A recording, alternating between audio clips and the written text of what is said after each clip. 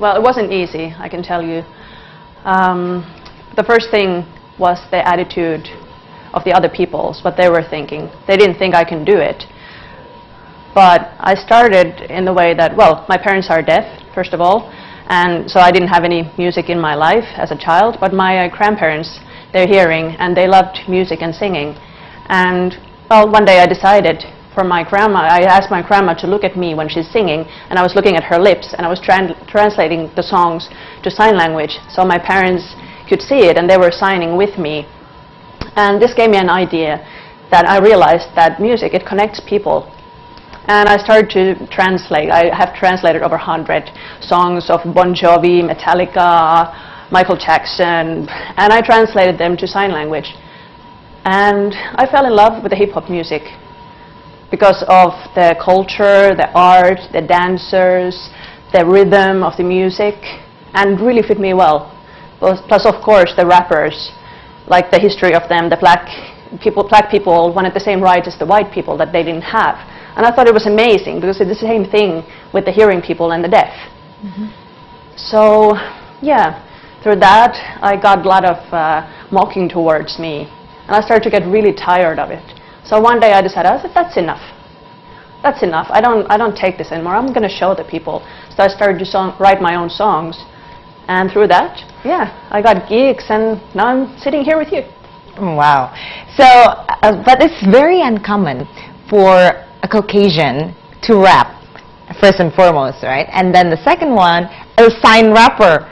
So this is like very unique. So do you think that you can send your message through your music? Yeah. I mean, the music, it's an amazing tool that you can send a message, for sure. Like, yes, I'm deaf, but there's a lot of other artists as well that they want to try. They want to give their message through the music, like I do. And it's a channel that I can use to reach people.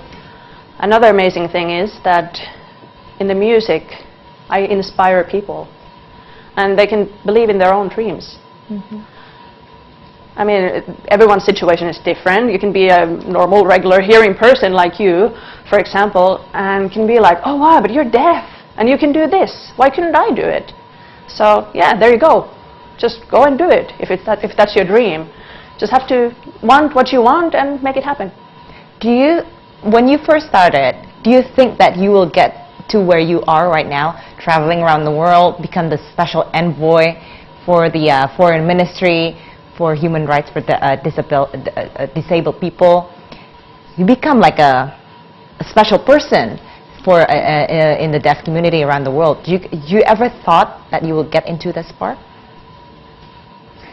No, not at all. I really didn't think it's possible. I just started as a hobby.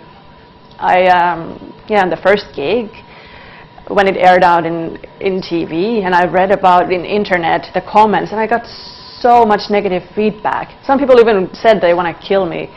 They really wondering, like, why in the world would a deaf person want to come here? It's like doing a monkey thing, like pointing to things, and all these things, all these negative comments, it made me interested in a way. I wanted to show them. So okay, I'm going to show how it's really done.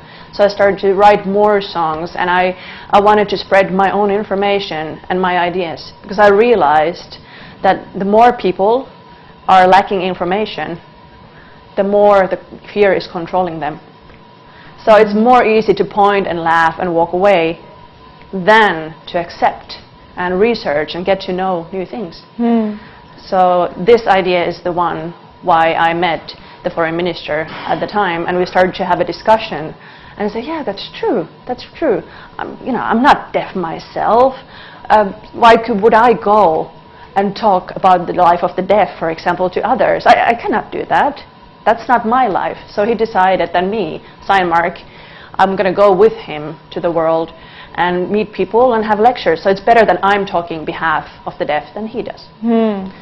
And the same thing is in Indonesia as well, for the handicapped people, for the disabled people. It's better that they are there involved themselves. So, and you are performing with a band. Are you always with a band, or are you like a solo singer? I'm always with the band, because for me it's very important that the accessibility is very important to me. So I want all the people have a chance to enjoy the music in their own way. Either listening to the artist, watching the signing, feeling the vibration, the lights, the back screens, whatever. So I don't care who comes to my gigs, it's for everyone. So that's why I always have a band with me. So you said that you have an educational background has a master's degree in education system, if I'm not mistaken.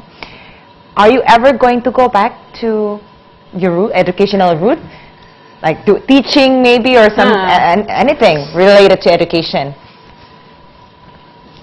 Well, I've been doing a lot of, I've been working in the kids' camps, and I have been very many things. I've studied also in university level, and I'm a sign language teacher.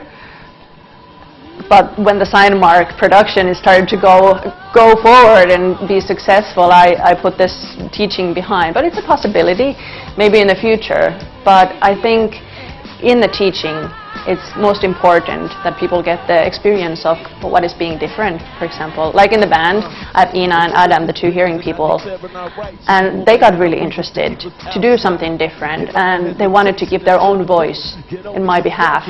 So for the other people, this is something amazing. You can share things together and to do this with me. So it's great. Do you all write your own songs, or do you have like a team writing for you? How does it work? It depends on the song. Usually I'm the one who chooses a topic, I write the text, I might do it with the artist a little bit to see what fits, but it has to rhyme in two different languages. That's the challenge, the spoken language and the sign language. So it's a process, I can say. It's quite a hard process to make it happen. So I need the hearing person to work with me to do that. But yes, I'm the one making decisions. What is your hope? What do you see yourself in 10 years with the music, with disabled people around the world? Where do you see yourself? What is your vision of in 10 years? Well, I hope that in some way I can still perform music. Also, yeah, I would like to travel world. I would like to go and have discussions like we're having now, but about the role, and I want to be a role model for sure for people. So yeah, I wanna do this kind of advocate work for the world. But maybe in 10 years I will sit here and you will ask me what has happened in the last 10 years.